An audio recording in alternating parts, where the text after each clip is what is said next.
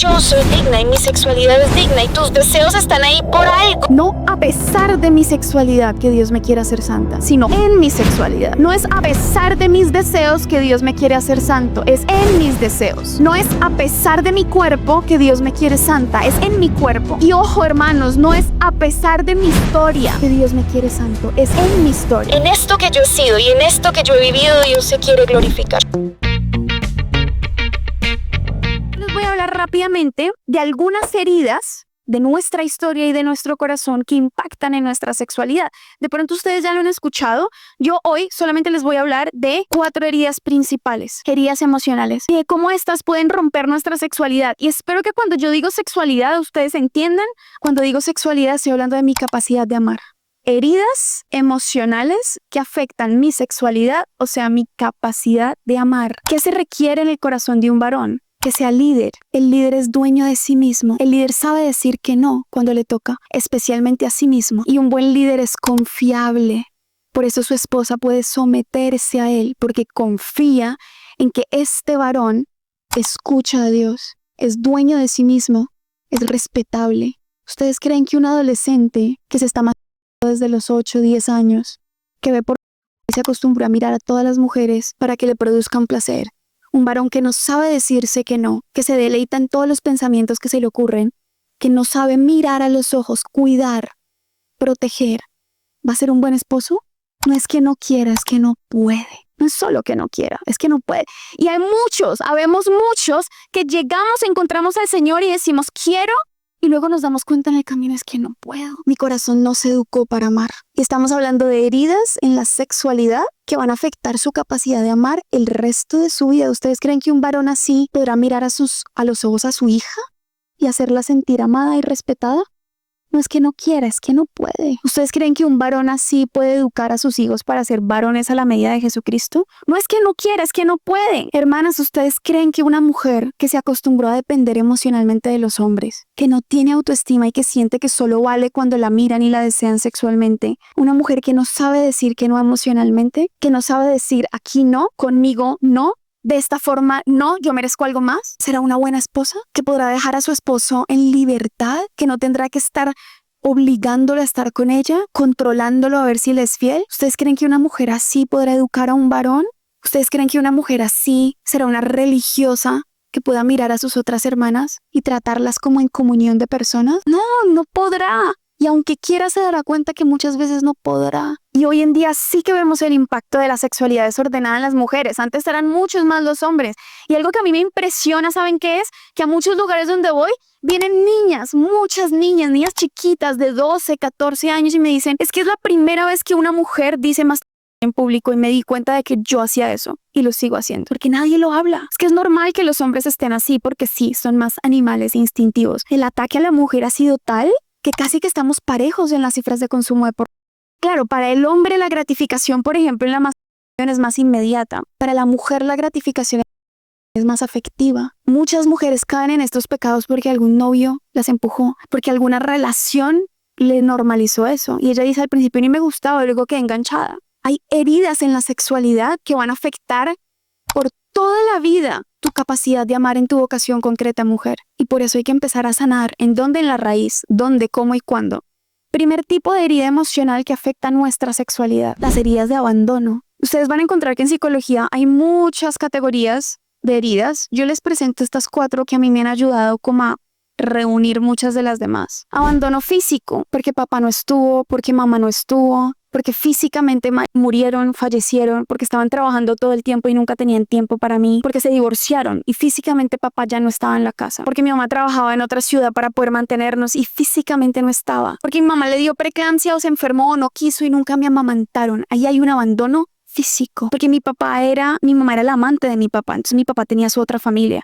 Ahí hay un abandono físico. El más común y el que más daño hace, abandono emocional. Es que físicamente estaban ahí, pero las necesidades emocionales que yo tenía nunca fueron satisfechas. Y esas necesidades no se van porque tú crezcas. Quedan insatisfechas y se empieza a acumular la insatisfacción en tu corazón. Es que estaban, pero nunca hubo un beso, nunca hubo un abrazo, Nunca me miraron a los ojos y me dijeron, hijo, te amo, hija, te amo, hijo, eres valioso, hijo, tú eres el hombre de la casa, yo te enseño. Y piensen que la forma en como nosotros analizamos las heridas, y así lo van a hacer cada vez que ustedes vayan al Santísimo, y esa va a ser como su terapia de sanación con el Señor, es que van a ir en orden. Yo analizo esta herida de abandono empezando con mis padres. Fueron las personas más importantes en mi formación psicosexual, o mi cuidador primero, es decir, quien haya sido mi figura paterna o materna. El abuelo nos crió a veces, nuestro tío, nuestra tía, tu figura paterna. Y luego yo analizo la herida de abandono con mis pares, es decir, los iguales a mí. Cuando yo ya crecí y me di cuenta que no solo era hijo, sino que era hermano, tenía pares, o tenía primos, o tenía amiguitos del colegio, en el jardín, en kinder incluso. Ya empezamos a relacionarnos con otros. No, es que yo iba y nadie no quería jugar conmigo. Es que yo siempre estaba solo o sola. Es que mis hermanos mayores me decían que qué fastidio, usted váyase. Es que me hacían bullying. Abandono con mis pares. Luego más adelante crecemos, nos desarrollamos y nos damos cuenta de que nos atrae el sexo opuesto. Porque cuando estamos chiquitos, nuestra primera identificación sexual se da con personas del mismo sexo. Es decir, uno juegas con las amiguitas, con las primitas. Luego, cuando creces un poquito más y ya entras al colegio y te das cuenta que hay otros de tu misma edad del sexo opuesto y que te atraen. Y eso empieza desde muy chiquitos y no es malo. Gloria a Dios que te empiezas a dar cuenta de que te atraen. De hecho, muchas personas con inclinación homosexual también reconocen la inclinación desde muy chiquitos. Y eso no significa que hayan nacido así. Significa que en las primeras etapas de desarrollo, especialmente en la primera, de los 0 a los 2 años, ahí hubo una ruptura grave que cambió la afirmación de mi sexualidad. ¿Quién es el padre que nos da el reconocimiento de nuestra identidad sexual? La figura paterna del mismo sexo. Es decir, yo aprendo lo que significa ser mujer de mi mamá, de la primera mujer que incluso sin palabras, ojo papás, porque los hijos no aprenden de lo que ustedes dicen, sus hijos aprenden de lo que ustedes son. Yo aprendí lo que significa ser mujer viendo a mi mamá ser mujer. Yo aprendí, así habla uno con el esposo, así se deja tratar uno por el esposo. Así controla uno a los demás. Así sirve y abraza uno a los demás. ¿Y quién es el que afirma la identidad sexual del niño? La figura paterna del sexo opuesto. ¿Quién fue mi primera afirmación al ser mujer? Mi papá, porque él me enseñó cómo se trata una mujer.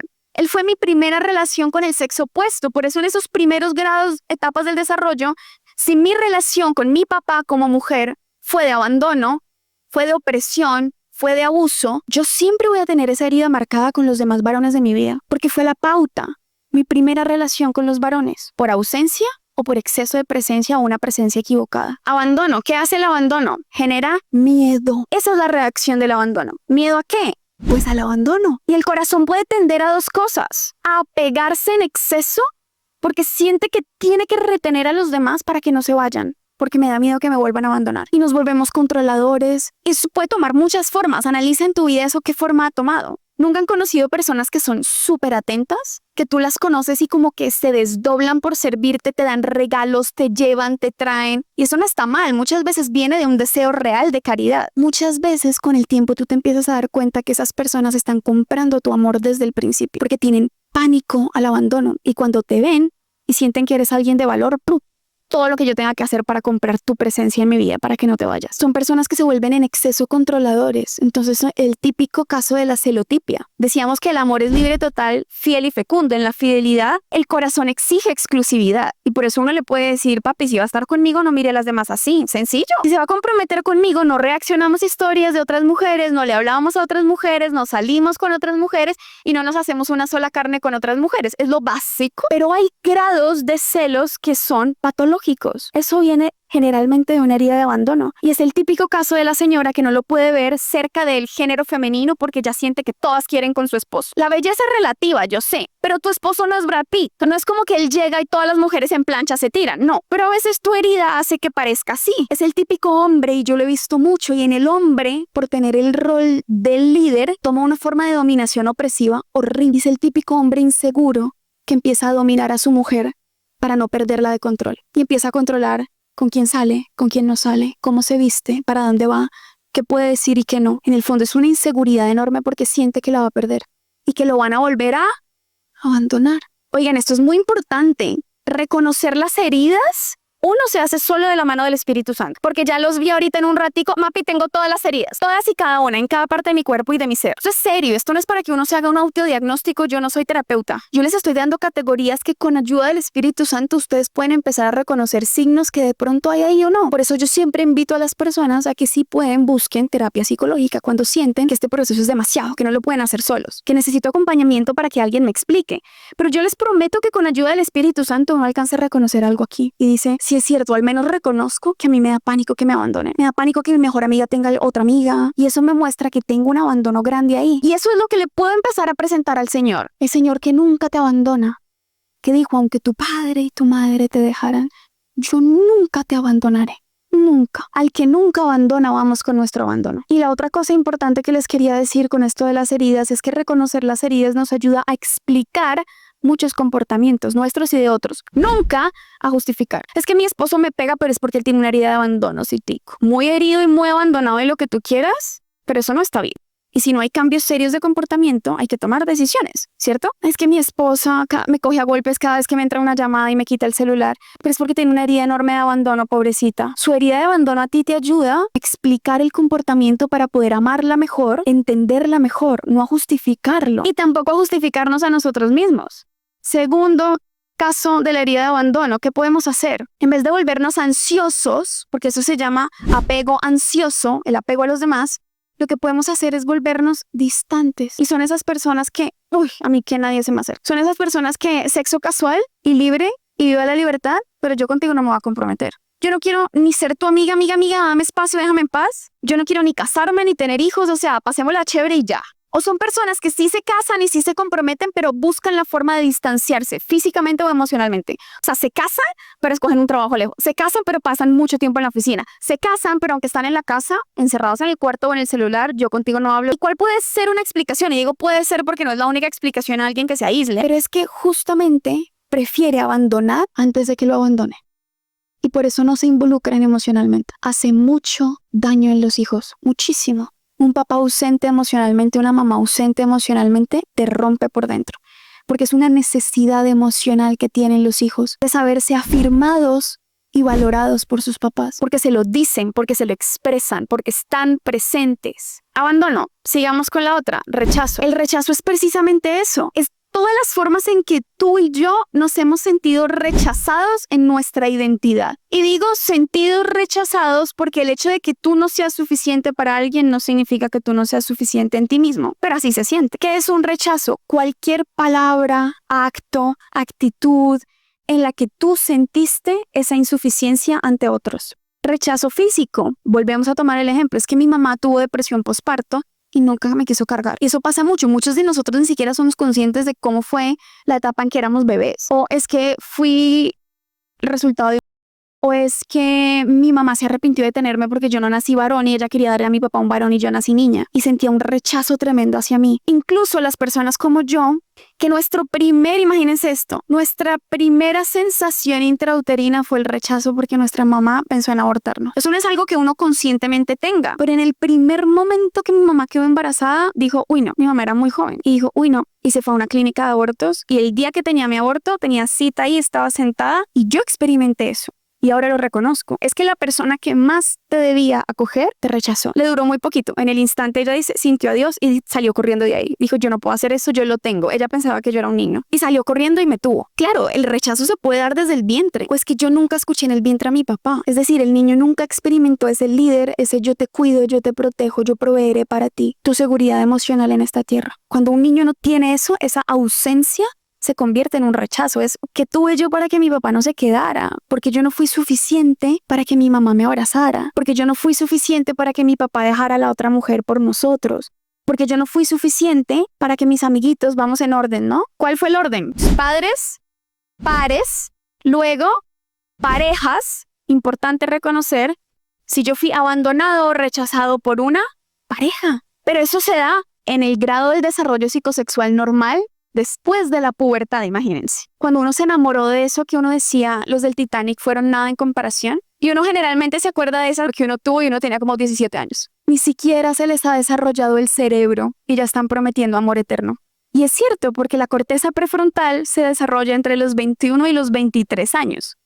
21 en la mayoría de mujeres, 23 en la mayoría de hombres, y eso que uno ve casos de 40 y no se ha desarrollado todavía. O parece que no, pero uno a los 23 años se supone que científicamente, biológicamente ya tu corteza prefrontal terminó de desarrollarse, es decir, ya puedes sopesar causa-efecto, ya entiendes que debes asumir las consecuencias de tus actos. Por eso en Estados Unidos la mayoría de edad, por ejemplo, para beber no son los 18, sino los 23, que antes de eso la ley entiende y dice no se le ha desarrollado el cerebro, es inimputable a los papás o a los acudientes responder por él. Pero como no nos han enseñado eso y empezamos a tener relaciones desde los 14, o sea, yo veo niños que tienen novios desde los 14 y yo como, ¿para qué? Claro, yo entiendo que la atracción está, pero eso hay que saberla ordenar porque el noviazgo es para discernir un matrimonio. No te has terminado de desarrollar cerebralmente y tú cómo vas a estar discerniendo un matrimonio. Pero muchos de nosotros desafortunadamente tuvimos relaciones afectivas fuertes desde antes de eso. Si eso, imagínate lo que le hace a tu desarrollo cognitivo, es que tú le estás enseñando a tu cerebro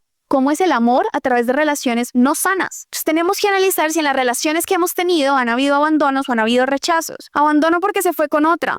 Abandono porque me fue infiel. En el matrimonio, la infidelidad es una herida enorme de abandono o de rechazo al tiempo. ¿Por qué? Porque no solo físicamente dejó de estar ahí en lo que debía estar conmigo, sino que hay un rechazo implícito y es que yo no fui suficiente para que él solo se quedara conmigo. Es que mi cuerpo no fue suficiente. Es que mi forma de ser no es suficiente. El varón es el que tiene la carga de asumir el rechazo, porque para nosotras las mujeres el rechazo se procesa en el área del cerebro donde se procesan las emociones.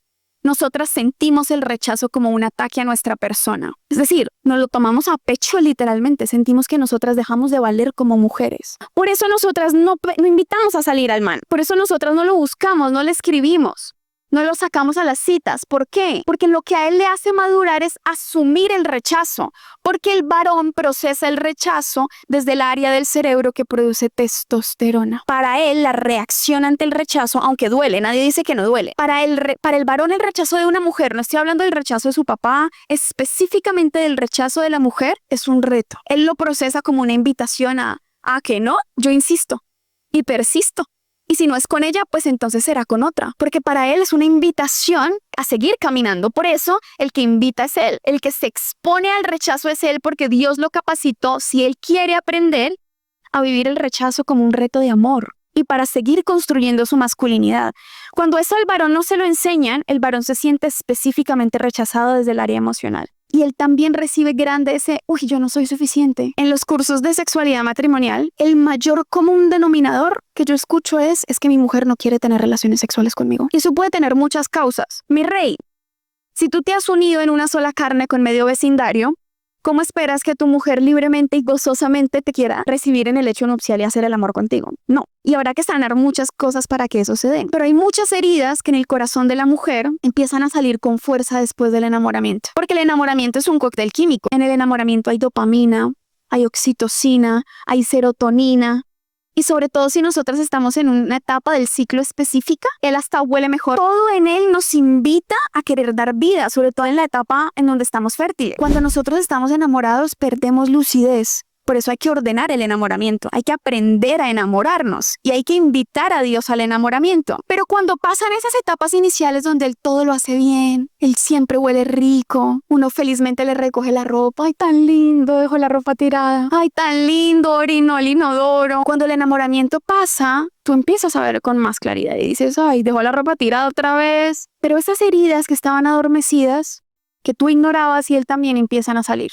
Entonces, muchas veces tú puedes tener una herida de abandono enorme, una herida de rechazo enorme y de un momento a otro tu esposo te empezó a recordar todo lo que te hizo tu papá, todo lo que te hicieron las demás parejas de tu vida, todos los errores que él va cometiendo en el día a día porque no es perfecto. Yo no sé quién te dijo que te casaste con un serafín. En ese momento tú reaccionas absteniéndote del acto sexual y dices, ¿sabes qué? No quiero que me toques. Hoy no tengo ganas, tengo dolor de cabeza, me duele una ceja. Hoy se me cayeron como muchas pestañas, yo creo que no. Y lo que él siente es un rechazo porque ni tú entiendes lo que te pasa ni él tampoco.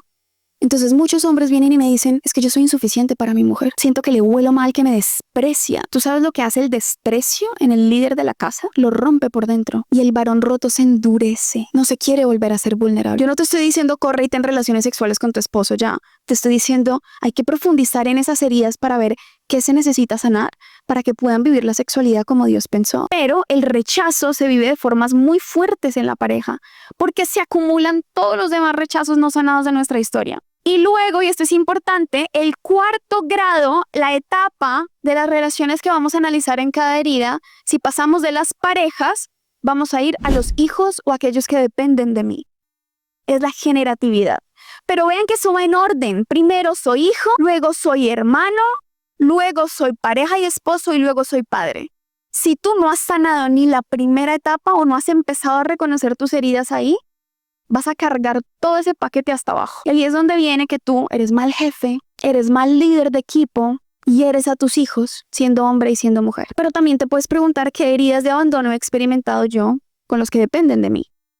Cuando me he sentido abandonado, abandonada por mis hijos, rechazada por mis hijos o aquellos que dependen de mí. En la vida espiritual, muchos que tenemos, digamos que figura de autoridad para otros, podemos preguntarnos eso. Cuando me he sentido rechazado por ellos, a los que yo me he entregado. ¿Qué pasa con el rechazo? El rechazo en nosotros produce la necesidad o de sobrecompensar o de descompensar nuestra identidad en otras cosas. ¿Por qué? Porque el rechazo, piensen por ejemplo en el rechazo de los pares, de los amigos. ¿Cuántos de nosotros no hemos vivido bullying creciendo?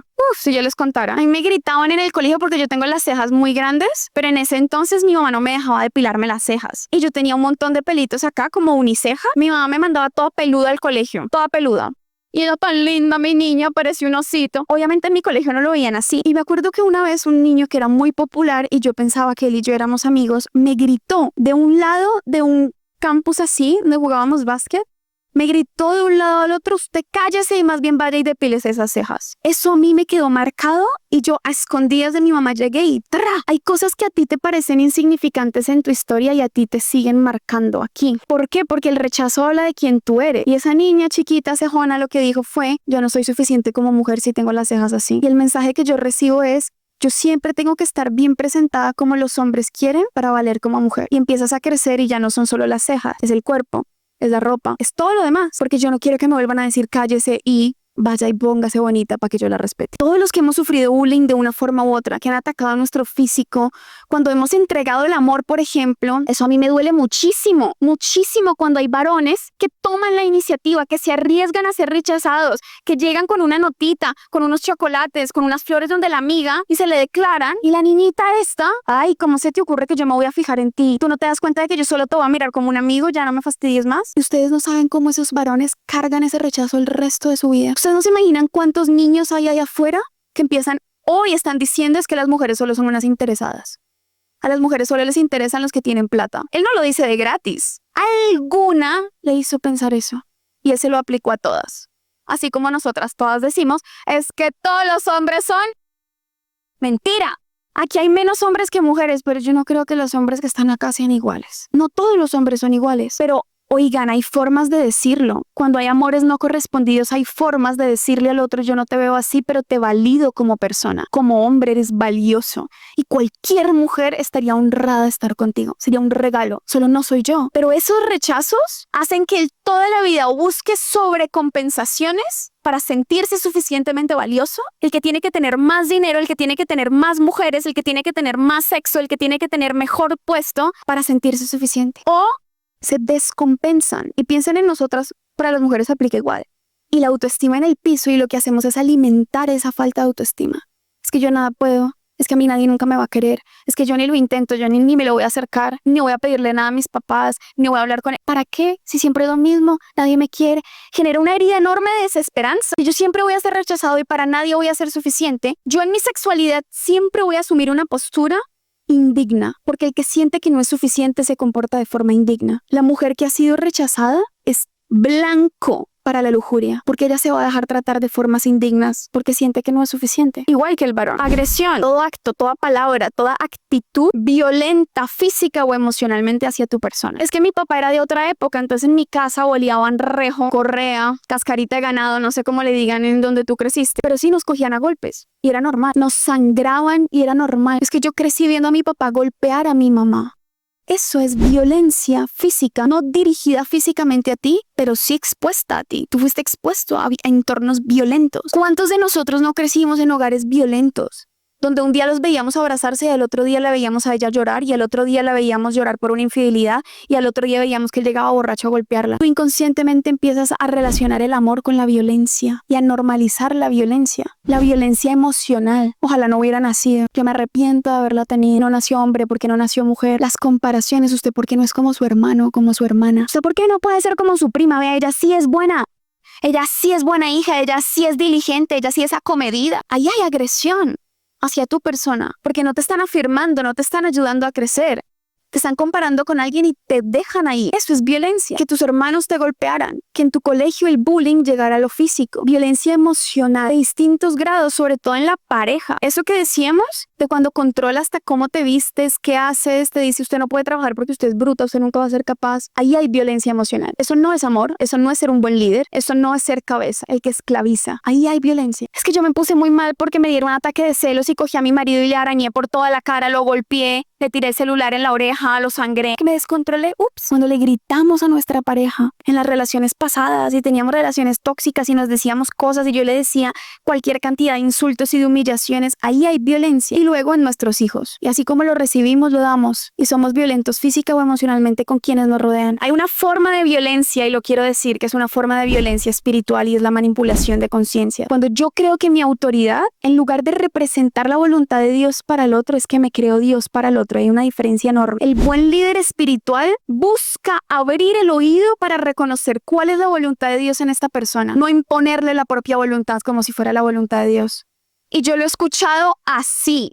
Es que Dios te llama a renunciar a tu trabajo y hacer esto por la comunidad. Sin oración, sin discernimiento. Y si no lo haces, te vas. Y si no lo haces, pues te vas a condenar porque es la voluntad de Dios para ti. El abuso de conciencia es violencia, además es un pecado muy grave a los ojos de Dios. Porque ni la iglesia se mete en la conciencia. La conciencia del ser humano es el lugar donde habita la voz de Dios y por eso es sagrada. El buen líder le ayuda al otro a edificar su conciencia para que sea recta, para que no sea ni laxa ni escrupulosa, para que pueda escuchar la voz de Dios y sea realmente libre. El que ha sido agredido de muchas maneras llega a puestos de autoridad en el mundo o en la iglesia y lo que hace es oprimir. Y eso genera muchas consecuencias en la vida de las personas. ¿Qué hace la agresión? Que la víctima de agresión, y no digo que todos seamos víctimas eternas, no, una cosa es haber sido víctima de un suceso, y otra cosa es vivir como víctima perpetua, victimizándote toda la vida. Eso no funciona y no sana a nadie. Pero la víctima de un suceso de agresión, cuando es reiterado o cuando ha sido un suceso muy fuerte, o exterioriza la agresión o la internaliza. El que exterioriza la agresión es el que se vuelve agresivo. El que tiene que ejercer violencia sobre otros para autorregularse y normalizar la violencia que vivió. ¿No han visto por qué en los colegios hay niños tan crueles? Hay niños que humillan a otros, que golpean a otros. Lo que uno se tiene que preguntar es qué le pasó a este niño que recibió un grado de violencia que él tiene que regular sacándolo. Hay muchos niños que, por ejemplo, exteriorizan un abandono con violencia. Y es, mis papás se están separando en la casa, estoy en un ambiente violento, y él en el colegio automáticamente cambia y empieza a ser violento y a golpear a otros. Y todo el mundo dice, ¿pero qué le pasó? Es que la violencia fue la forma en la que él encontró que se regulaba a la gente. O ejercemos violencia pasiva emocional con nuestros amigos o amigas. ¿Nunca han visto esos videos como chistosos? De la amiga que siempre te dice, ay, te queda bien esa camisa, como tú no tienes nada de senos ni de nalga. ¿Cómo te maquillas de lindo? Igual te quedaría bien un curso, porque es como un payasito, ¿no? Pero linda. Son formas de violencia pasivo-agresiva. Piensen en nuestras parejas. Aquel que empieza con gritos y luego empieza a escalar el grado de violencia que exterioriza, termina golpeando cosas, paredes, hasta que algún día podrá terminar golpeándote a ti, igual que tú. Y luego con los hijos. ¿Qué formas de violencia sí ejercemos con los otros porque la exteriorizamos? Lo que puede hacer el corazón también es interiorizar esa violencia y ejercer la violencia, dirigirla hacia sí mismo. Todo trastorno alimenticio es una forma de autoagresión. Yo dejo de comer o como en exceso porque es una forma que encontré para regularme de la violencia que he vivido. Es muy común, sobre todo emocionalmente, en las mujeres adolescentes que se golpeen, se jalan el cabello, se cortan. Ahí están ejerciendo una forma de autoagresión. Y por eso la sanación no es, venga, ¿cómo le ayudamos para que deje de cortarse? Es, ¿qué le pasó? ¿Qué necesita sanar en lo que vivió? Y dejar de dirigir esa violencia hacia sí misma. Es que yo tan bruto, yo tan bruta, yo tan insuficiente, yo tan tonto, yo tan tonta, y nadie nunca me va a querer. Con esas palabras de violencia que ejercemos contra nosotros mismos. Porque están hablando de algo que tú recibiste y que no has sabido sanar ni procesar bien. Y por último, heridas de abuso. Abuso sexual. Si yo les hablo de abuso sexual, estamos pensando en qué, en violencia, ¿cierto? No todo abuso sexual es una violación, pero toda violación sí es un abuso.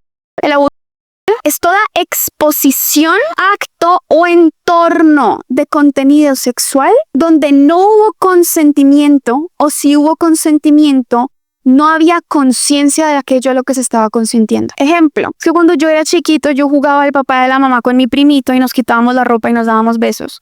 Pero como no sabíamos lo que hacíamos, ahí hay una herida de abuso. Tu sexualidad sufrió una herida, porque aunque había supuesto consentimiento, no había conciencia de aquello a lo que se estaba consintiendo. Pero eso sí tiene efectos. Yo conozco muchas mujeres que fueron expuestas a situaciones sexuales porque vieron algo, escucharon algo, les mostraron algo, vieron a los papás accidentalmente tener relaciones sexuales y como se despierta el área sexual en ellas antes de tiempo, empiezan a experimentar actos sexuales con lo más cercano que tienen, que no son del sexo opuesto.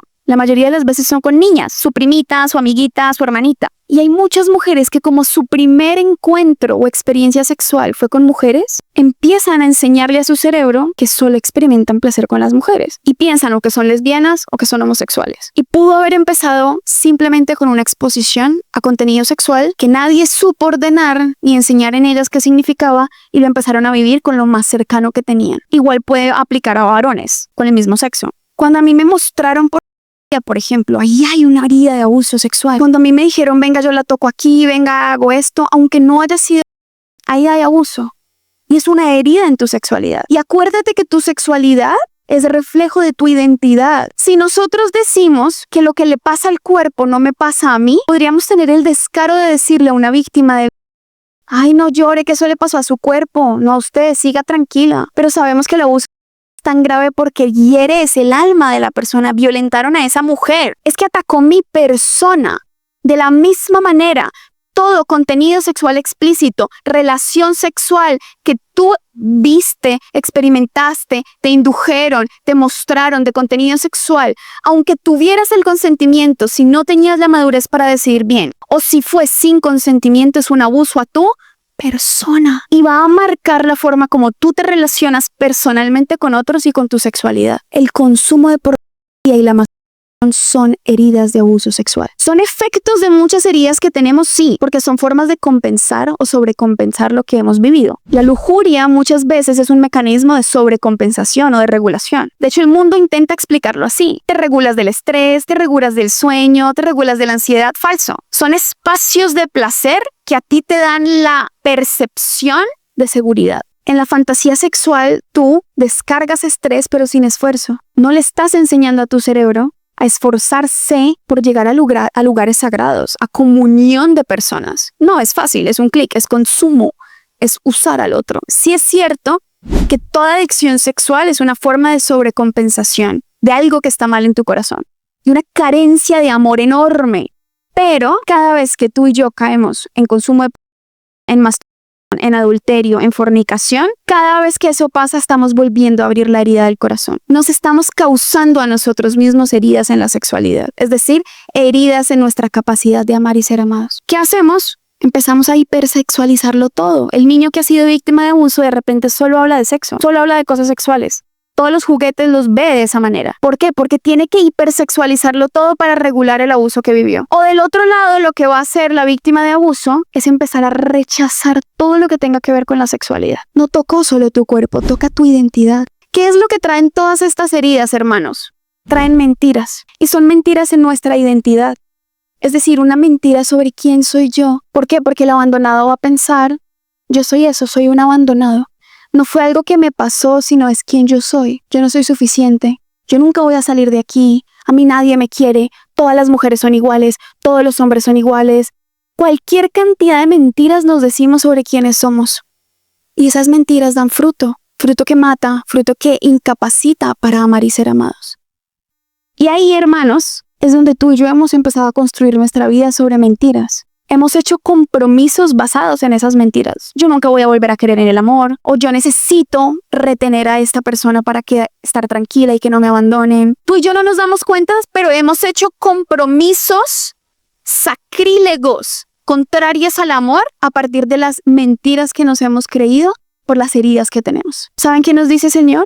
Y conoceréis la verdad. Y la verdad, el verbo en hebreo que Jesucristo utiliza cuando dice conoceréis, es nosesté. ¿Y saben cuándo se vuelve a utilizar el verbo nosesté en el Evangelio? Para hablar de la unión sexual entre hombre y mujer. En la Anunciación se le anuncia a María que será la madre del Señor y que quedará encinta y que el Espíritu Santo vendrá sobre ella, y le dice, ¿cómo será esto si no se esté? Ella lo que está diciendo es, yo no me he unido a un varón, yo no me he entregado al varón. Ese es el mismo verbo que Jesús está utilizando. Antes también lo dice, cuando le da a Isaac a Abraham.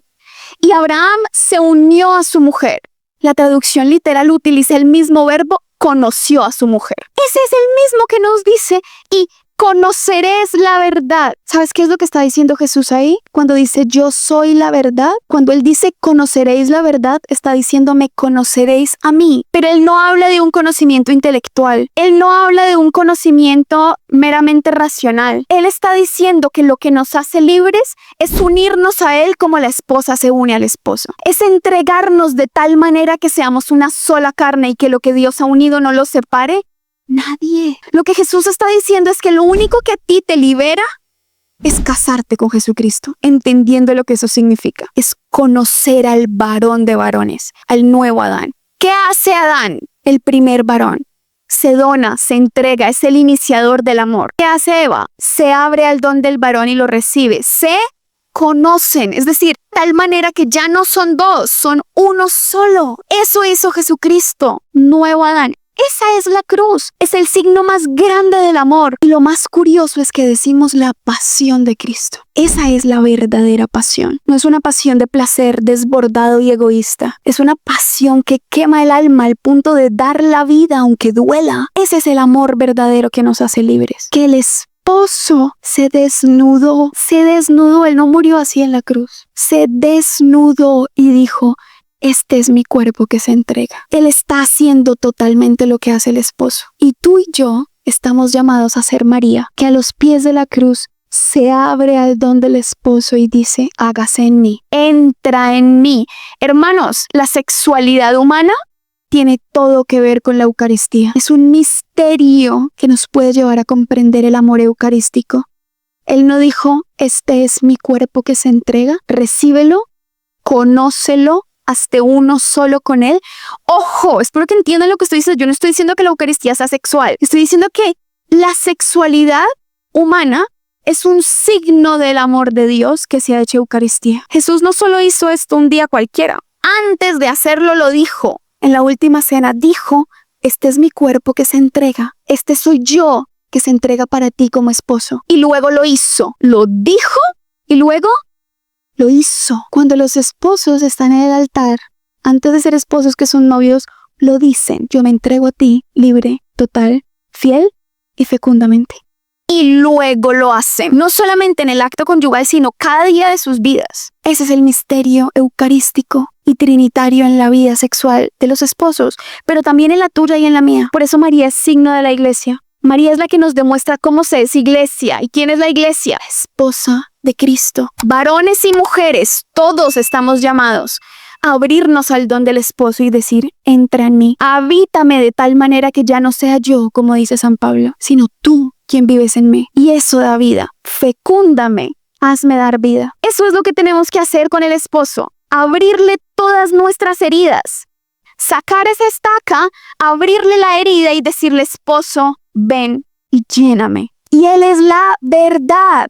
Conoceréis la verdad. Es que solo la verdad tiene la fuerza para destruir todas las mentiras que tú y yo nos hemos creído de quiénes somos. Por eso ir a terapia, hombre, sí ayuda. Pero solo la verdad te hará libre. Solo el amor verdadero del que es la verdad, del nuevo Adán, del esposo, nos hará libres. ¿Qué tan esposo te sientes del Señor? ¿Qué tan esposa te sientes del Señor?